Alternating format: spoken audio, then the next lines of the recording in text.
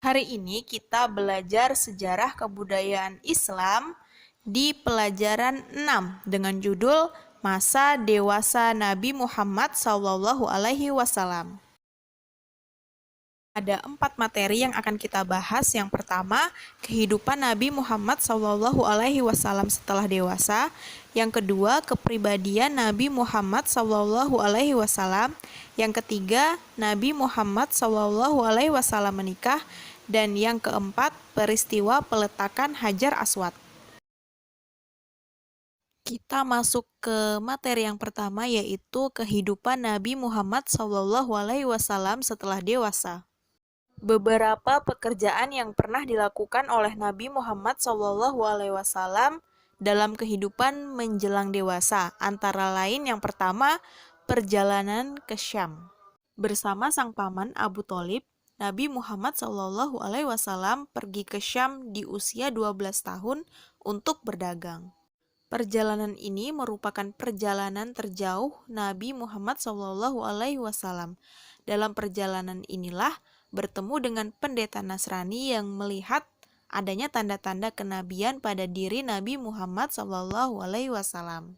Pekerjaan yang kedua adalah menjadi penggembala kambing. Nabi Muhammad SAW menggembala kambing milik kerabat dan orang-orang di Mekah. Upah yang diterima beliau diberikan kepada paman beliau Abu Tholib. Selanjutnya Nabi Muhammad SAW menghindari semua perilaku buruk yang menjadi tradisi pada masa itu, seperti berjudi, minum minuman keras, berkelahi, maupun berkelakuan kasar dan lain sebagainya. Selanjutnya yang keempat adalah menjadi anggota pengurus Hilf al-Fudul. Hilf al-Fudul artinya suatu perjanjian damai dalam menegakkan keadilan di Mekah. Selanjutnya yang kelima adalah berdagang ke negeri Syam. Nabi Muhammad SAW dipercaya untuk membawa dan menjual barang dagangan milik Khadijah binti Khuwailid ke Syam. Materi selanjutnya adalah kepribadian Nabi Muhammad SAW. 4 sifat terpuji yang dimiliki oleh Nabi Muhammad SAW. Yang pertama, sidik artinya berkata benar. Yang kedua, amanah artinya dapat dipercaya.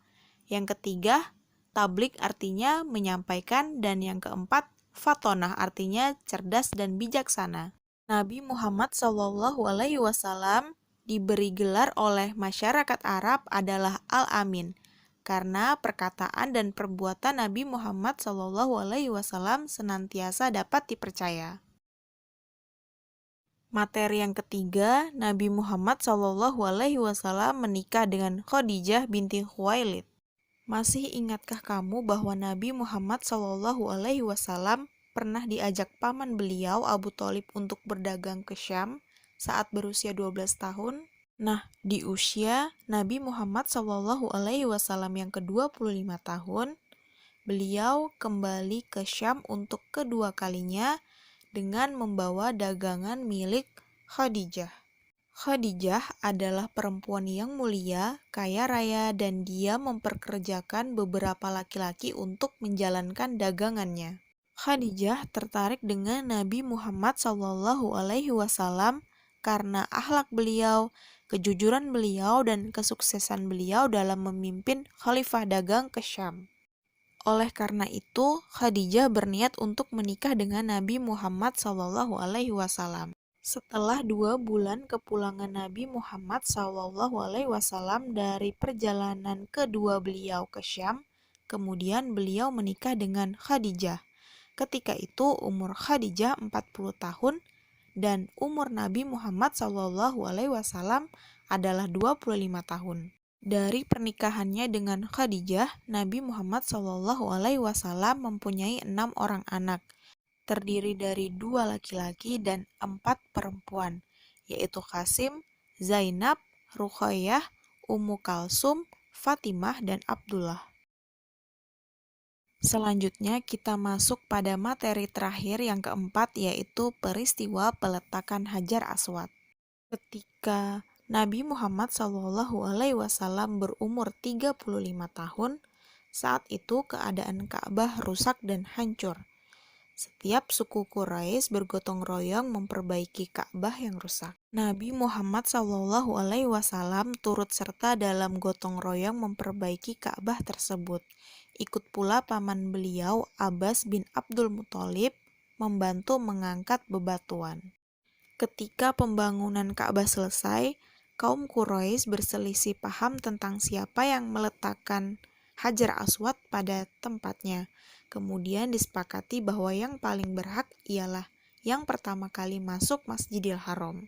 Nabi Muhammad SAW adalah orang yang pertama masuk Masjidil Haram. Maka kaum Quraisy bergembira dan berkata, "Kami ridho, kami rela menerima keputusannya kepada orang yang terpercaya ini." Nabi Muhammad SAW kemudian meletakkan Hajar Aswad pada kain sorban beliau dan diletakkan tepat di tengah, kemudian meminta setiap kepala suku Quraisy memegang ujung kain sorban tersebut. Nabi Muhammad SAW selanjutnya memerintahkan untuk mengangkat dan membawa sorban itu bersama-sama sampai ke tempatnya. Selanjutnya, Nabi Muhammad SAW mengambil dengan tangan beliau dan meletakkan kembali pada tempatnya.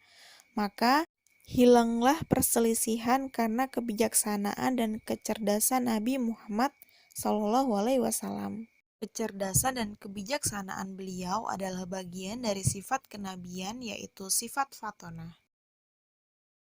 Itulah pembelajaran kita hari ini mengenai masa dewasa Nabi Muhammad SAW yang dapat kita teladani dari Nabi Muhammad SAW, yaitu jadilah seseorang yang suka menepati janji, berkata dengan perkataan yang santun, dan jangan pernah menyakiti hati orang lain. Perkataan dan perbuatan Nabi Muhammad SAW